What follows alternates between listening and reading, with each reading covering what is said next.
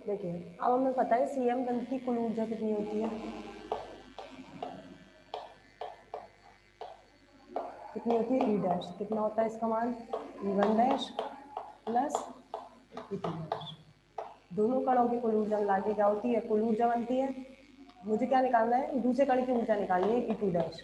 E2 dash कितना हो जाएगा, E dash minus E1 dash. ई डैश कुल ऊर्जा में से E1 डैश की पहले कण की ऊर्जा माइनस कर दें तो दूसरे कण की निकल जाएगी। चलो E2 डैश ई डैश माइनस पहले कण की ऊर्जा ये रही, रख दीजिए ई dash square M1 square C4 minus M2 square C4 upon 2 ई डैश। एलसीएम लीजिए 2 ई डैश, एलसीएम लीजिए ये इधर जाएगा 2 ई डैश स्क्वायर माइनस ई dash square minus M1 square C4 plus M2 square C4 E2 dash 2 ई डैश में से ई डैश स्क्वायर माइनस करा कितना बचा, ई डैश स्क्वायर माइनस का M1 स्क्वायर C4 प्लस का M2 स्क्वायर C4 अपॉन 2 ई डैश। ये आपके दूसरे कण की कुल ऊर्जा निकलाएंगे। स्क्रीनशॉट ले लीजिए, आर्टिकल कंप्लीट हो चुका है ये वाला।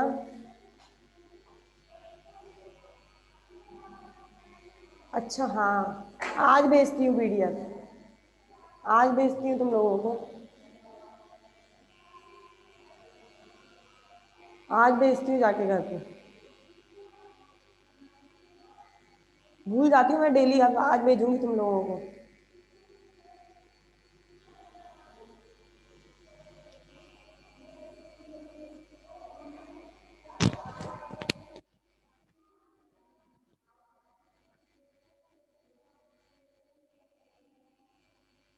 स्क्रीनशॉट ले लीजिए।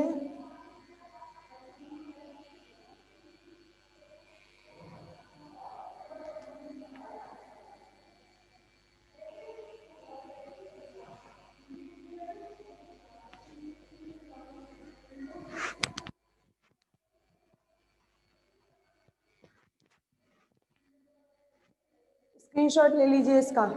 और ये टॉपिक कंप्लीट हो गया है। अब मुझे 2 कंडीशन पढ़ानी है।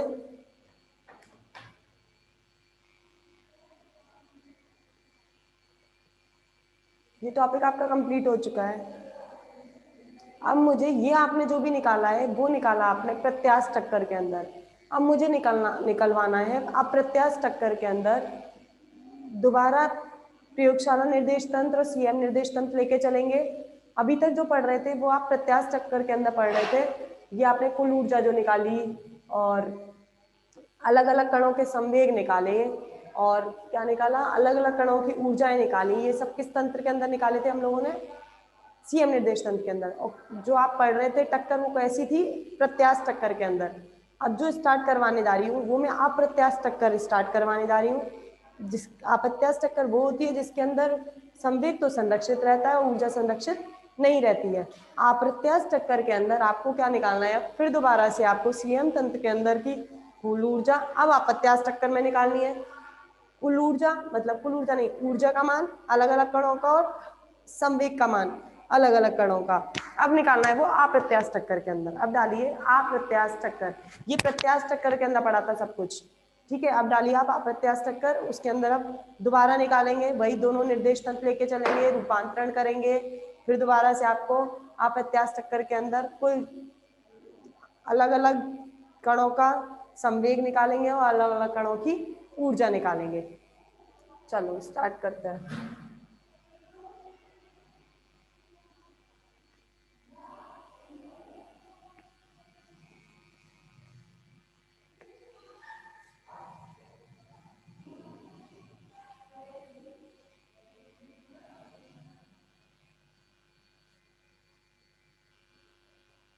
अब डालिए अप्रत्यास्थ टक्कर। आवाज नहीं आ रही, किसी को नहीं आ रही आवाज? किसी को नहीं आ रही है? आ रही है ना, ठीक है। वो नेट प्रॉब्लम होगी आपकी, जिसको नहीं आ रही है उसकी में नेट प्रॉब्लम होगी। अब निकालते हैं अप्रत्यास्थ चक्कर के अंदर, ठीक है। अब क्या करना है आपको, जब अप्रत्यास्थ चक्कर के अंदर निकालोगे, उसके अप्रत्यास्थ में आपको कुल ऊर्जा तो नहीं निकालनी, अप्रत्यास्थ के अंदर कुल ऊर्जा नहीं निकालनी है, अप्रत्यास्थ के अंदर केवल आपको अलग अलग कणों की ऊर्जा निकालनी है और अलग अलग कणों के संवेग निकालने हैं। फिर ये चैप्टर कंप्लीट होगा। फिर उसके बाद मैं कुछ न्यूमेरिकल्स करवाऊंगी जो पेपर में आते हैं। कॉम्पटन प्रभाव के मुझे क्वेश्चन करवाने हैं, वो क्वेश्चन मैं क्लास में करवाऊंगी यहाँ पर, जो पेपर के अंदर पूछे जाते हैं मोस्टली कॉम्पटन प्रभाव पे पूछे जाएंगे, वही वाले क्वेश्चन मुझे अटेम्प्ट करवाने क्लास के अंदर, ठीक है। सबसे पहले डालिए अप्रत्यास्थ चक्कर।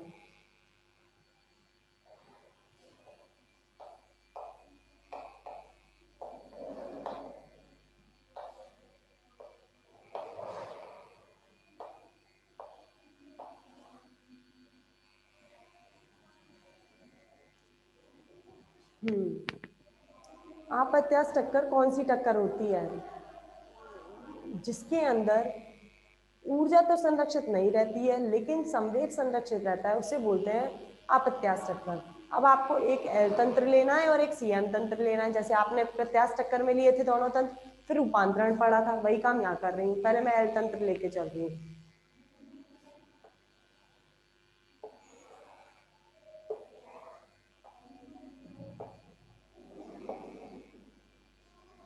दो कण है जिनका द्रव्यमान m1 m2 है। इसका और ये वाला जो एल तंत्र के अंदर दूसरा कण होता है वो कैसा रहता है आपका? स्थिर रहता है, स्थिर रहता है। इसका संवेग p1 और ऊर्जा e1, इसका संवेग p2 और ऊर्जा e2। लेकिन इसकी स्थिर कण होता है तो इसका संवेग क्या रहता है? 0। ये तो टक्कर के पूर्व है। ये जो कंडीशन है वो कैसी है आपकी? टक्कर से पूर्व। फिर टक्कर के पश्चात क्या होता है? द्विविमीय टक्कर होती है तो एक कण तो इधर चले जाता है और एक कण आपका इधर चले जाता है। इसका द्रव्यमान m3, इसका द्रव्यमान m4, इसका संवेग p3, ऊर्जा e3, इसका संवेग p4, ऊर्जा e4। ये थीटा 1 से जाता है और ये थीटा 2 से जाता है। ये कंडीशन है टक्कर के पश्चात। कौन से तंत्र की परिणाम नहीं, ये वाला भी एल फ्रेम, एल तंत्र के बारे में। अब पढ़ना है सीएम में। आओ सीएम का बनाती हूँ।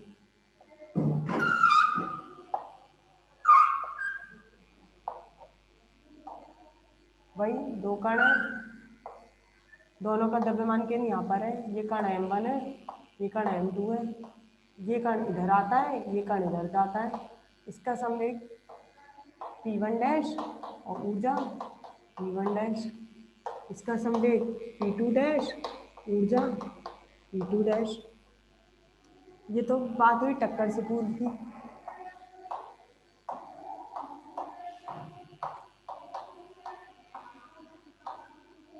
फिर टक्कर के पश्चात ये इधर जाता है, ये इधर जाता है। ये थीटा 1 से जाता है, ये थीटा 2 से जाता है। ये m3 है, ये m4 है। इसका संवेग p3 डैश, ऊर्जा e4 डैश, e3 डैश। इसका संवेग p4 डैश, ऊर्जा e4 डैश। कौन से तंत्र के बारे में? ये सीएम फ्रेम के बारे में।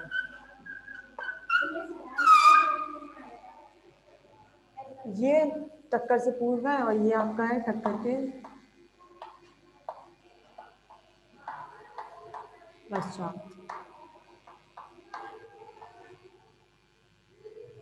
स्क्रीनशॉट लीजिए।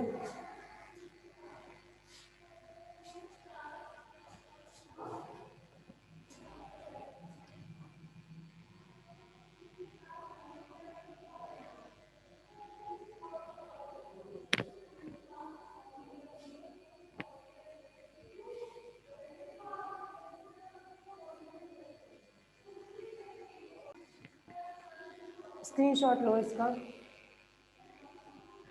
चलो अब निकालना है आपको, पहले निकालूंगी कणों की ऊर्जा सीएम तंत्र के अंदर। कौन से कण की ऊर्जा निकालूंगी? M3 और M4 की। इन कणों की ऊर्जा निकाल रही हूँ सीएम निर्देश तंत्र के अंदर।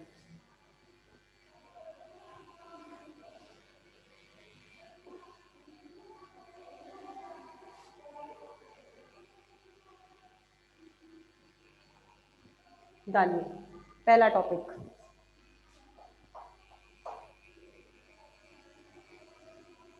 सीएम निर्देश तंत्र में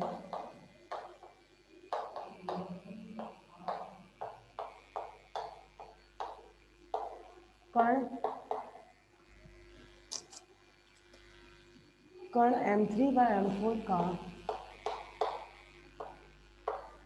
M4 की ऊर्जा, आपको ऊर्जा निकालनी है कण M3 और M4 की। मतलब आपको जो मान निकालना है वो किसका निकालना है? E3 डैश और E4 डैश का। सबसे पहला इन्हीं कणों की आपको ऊर्जा निकालनी है, इन्हीं कणों का आपको संवेग निकालना है। ठीक है, चलो टॉपिक डाल लिया, करते हैं अब आगे।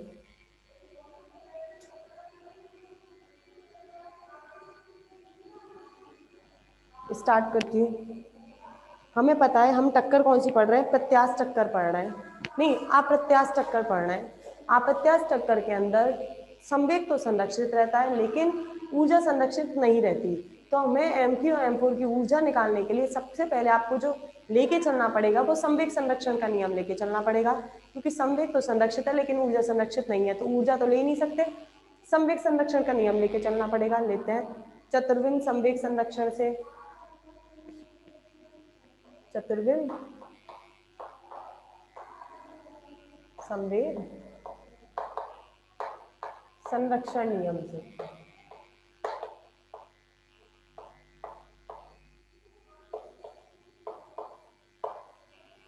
चतुर्विन संवेग संरक्षण का नियम लगाती हूँ। क्या होता है? टक्कर से पहले कुल संवेग, टक्कर के बाद कुल संवेग के बराबर होता है। P1 dash plus P2 dash किसके बराबर होगा?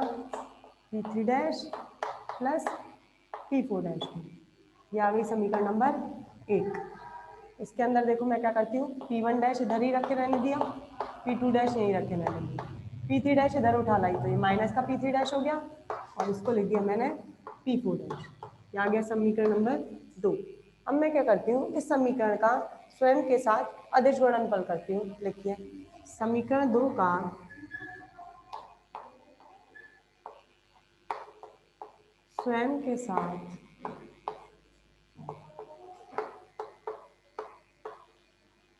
अदिश गुणनफल करने पर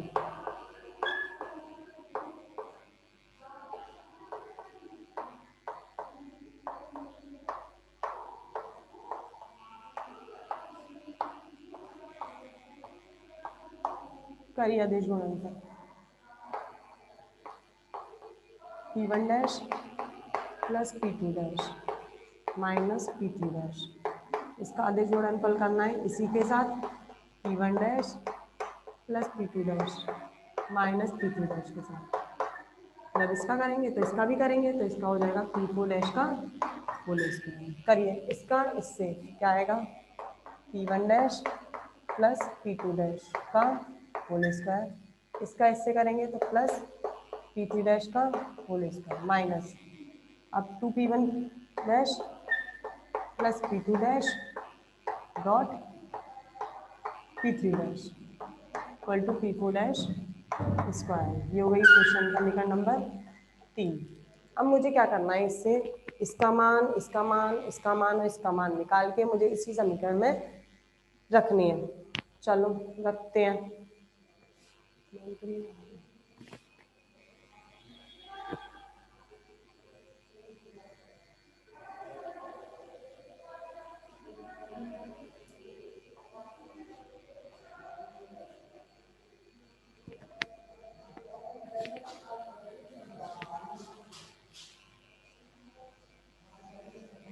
चलो कल करवा दूंगी, इसके बाद अधूरा छोड़ना पड़ेगा।